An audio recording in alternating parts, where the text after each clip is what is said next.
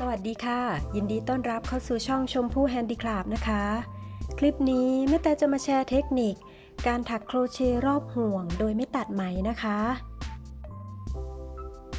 วันนี้ห่วงที่ใช้จะเป็นไซส์ 2.5 เซนหรือ 1 นิ้วนะคะใช้สำหรับถักกระเป๋าหรือถักตะกร้านะคะส่วนไหมที่จะใช้ถักรอบห่วงก็จะใช้เป็นเส้นไหมเชือกร่มเส้นขนาด 1.8 มิลนะคะปกติถักโครเชต์รอบๆห่วงจะใช้วิธีถักควักธรรมดาวนไปรอบๆจากนั้นก็ตัดไหมถักแยกทีละห่วงนะคะแล้วเราก็จะนำแต่ละห่วงมาถักหรือเย็บติดต่อกันนะคะอันนี้จะเป็นตัวอย่างชิ้นงานที่ถักโครเชต์วนรอบๆห่วงแยกทีละห่วงแล้วนำมาถักต่อกันทีละชิ้นนะคะ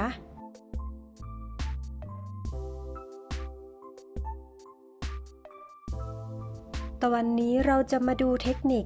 การถักโครเชต์วนรอบๆห่วงแล้วถักห่วงต่อไปเลยโดยไม่ต้องตัดไหมนะคะจะทำให้ประหยัดเวลาและชิ้นงานที่เราถักต่อๆกันจะมีความเนียนมากขึ้นนะคะเริ่มต้นในการถักโครเชต์รอบๆห่วงนะคะจะวางห่วงบนเส้นไหมให้มีลักษณะแบบนี้นะคะจากนั้นก็เกี่ยวไหมขึ้นมาแล้วถักแบบควักธรรมดานะคะตรงนี้นับเป็น1นะคะจากนั้นจะถักหลักต่อไปโดยการรวบเอาปลายไหมไว้เลยจะได้แน่นนะคะตรงนี้นับเป็น2นะคะต่อไปหลักที่3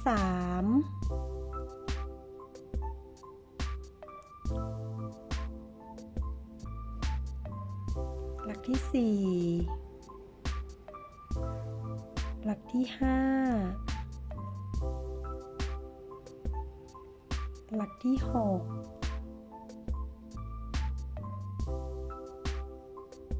หลักที่7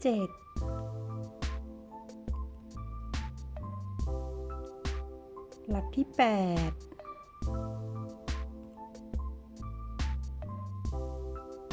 หลักที่9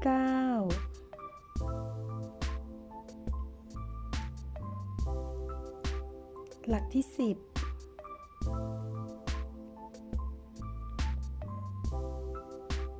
หลักที่11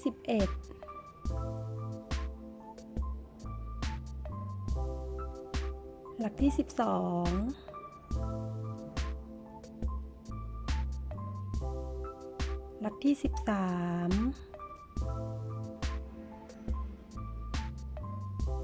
หลักที่14หลักที่15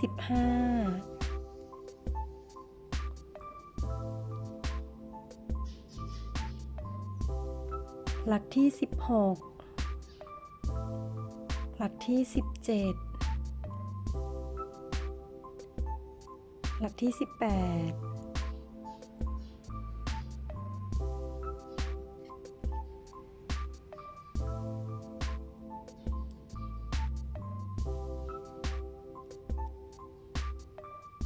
หลักที่19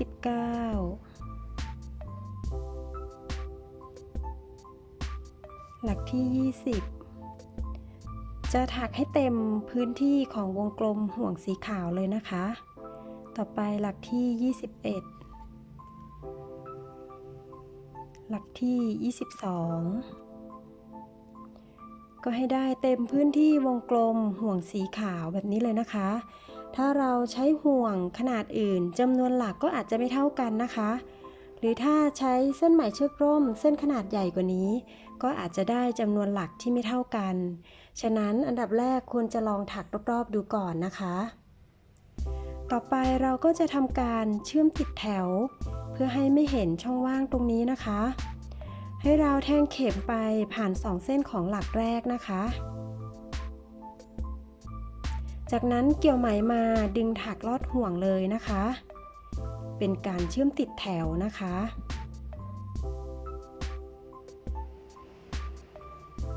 ถ้าถักแยกทีละ1ชิ้นเราก็จะจบชิ้นงานตรงนี้ ถักโซ่ล็อก1ครั้งแล้วก็ตัดไหมได้เลยนะคะแต่วิธีการถักต่อไปเลยโดยไม่ตัดไหมนะคะเราจะนำห่วงต่อไปมาถักต่อเลยนะคะโดยการแทงเข็มถักในห่วงต่อไปได้เลยนะคะ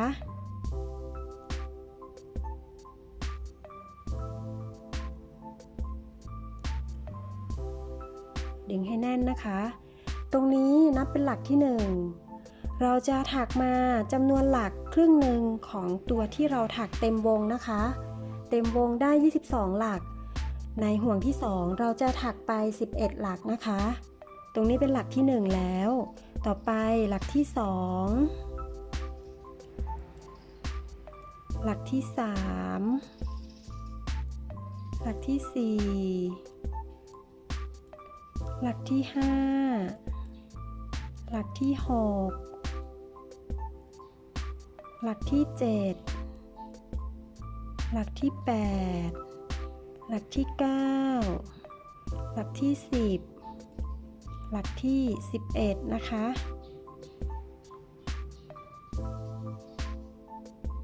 ตรงนี้เป็นห่วงที่2นะคะแล้วก็ห่วงต่อไปเราจะใช้วิธีนี้นะคะห่วงที่3หยิบห่วงขึ้นมาแล้วถักต่อไปได้เลยนะคะวางแบบนี้แล้วเกี่ยวไหมตรงนี้นับเป็น1นะคะ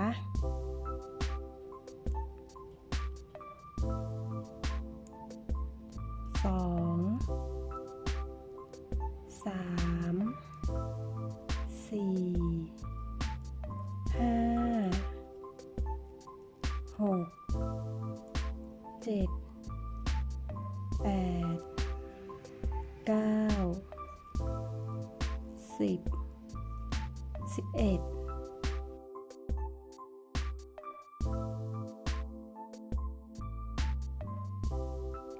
ตรงนี้เป็นห่วงที่3นะคะเราจะใช้วิธีนี้ถักต่อไปจนได้ขนาดของความยาวตามที่เราต้องการนะคะเดี๋ยวแม่ตาจะถักให้ดูอีก1ห่วงเป็นห่วงที่4นะคะ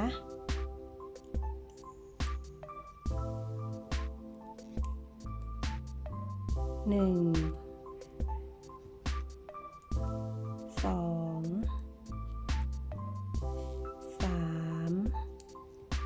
4 5 6 7 8 9 10 11ก็จะออกมาเป็นแบบนี้นะคะ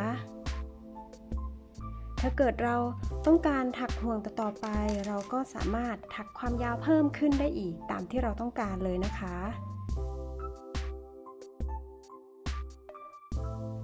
ต่อไปนะคะสมมติว่าเราถักไปได้ความยาวตามที่เราต้องการแล้วอีกฝั่งหนึ่งที่เรายังไม่ได้ถักเราจะถักกลับนะคะเราก็ถักกลับอีก11หลักนั่นเองนะคะตรงนี้เป็นหลักที่1 2 3 4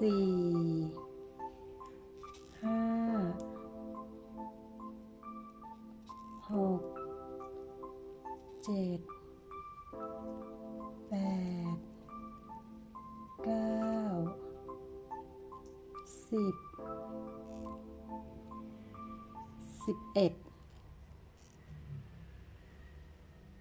11หลักนะคะคราวนี้เราจะเชื่อมมาที่ห่วงที่2ตรงนี้ให้เราถักเลื่อนห่วงลงไปตรงกลางตรงนี้นะคะแทงเข็มผ่านจะมี1เส้นตรงนี้นะคะเกี่ยวไหมดึงมาถักเลื่อนห่วงเพื่อเชื่อมติดนะคะจากนั้นเราก็ถักควักธรรมดาในห่วงต่อไปอีก11ครั้ง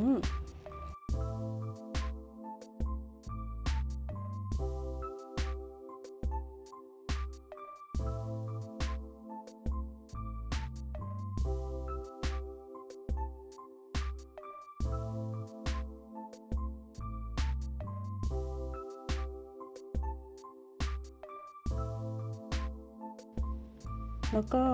เหมือนกับห่วงเมื่อกี้นะคะ ก็เลื่อนห่วงเพื่อเชื่อมติดแถวแทงเข็มลงไปตรงนี้นะคะ ผ่าน1เส้นแล้วเกี่ยวไหมดึงมาลอดห่วงต่อไปก็ถักเหมือนกันนะคะ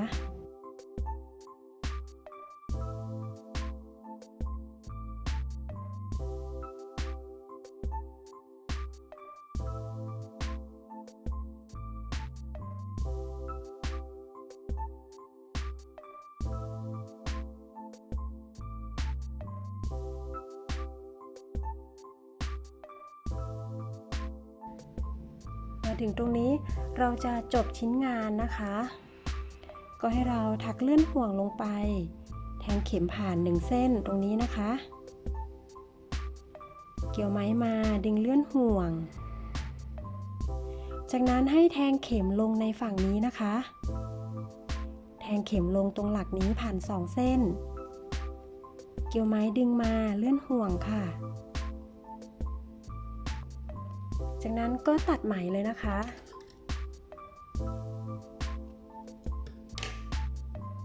แล้วดึงปลายไหมผ่านห่วงขึ้นมาแบบนี้จากนั้นเราก็จะดึงปลายไหมวกกลับลงมาที่ช่องเดิมนะคะ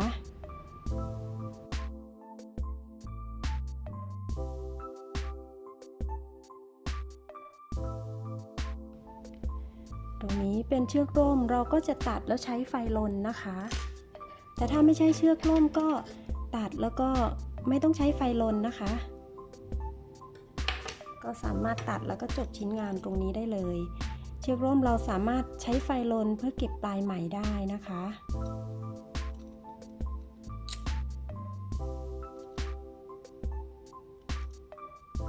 ตรงนี้เป็นปลายที่เราเริ่มต้นถักนะคะตรงนี้เป็นลายด้านหลังของตัวชิ้นงานส่วนลายด้านหน้าจะอยู่ตรงนี้นะคะก็จะออกมารูปแบบนี้นะคะ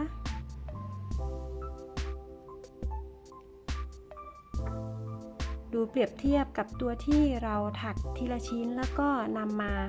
ถักเพื่อต่อกันนะคะตรงนี้ถักทีละชิ้นแล้วนำมาถักเพื่อต่อกันภายหลังก็จะมองเห็นรอยต่อตรงนี้แต่ถ้าเราถักเชื่อมต่อกันเลยก็จะไม่เห็นรอยที่ต่อระหว่างห่วงนะคะก็เป็นเทคนิคการถักโครเชต์รอบห่วงโดยไม่ตัดไหมที่ทำให้เราประหยัดเวลาและประหยัดไหมลงได้อีกนะคะสำหรับคลิปนี้แม่เตยก็นำเทคนิคดีๆมาแชร์เพียงเท่านี้ถ้าชื่นชอบฝากกดไลค์คลิปนี้ด้วยนะคะและอย่าลืมกด Subscribe หรือกดติดตามเพื่อรับชมคลิปใหม่ๆก่อนใครจากช่องชมพู่แฮนดี้คราฟต์ด้วยนะคะเจอกันคลิปหน้าค่ะสวัสดีค่ะ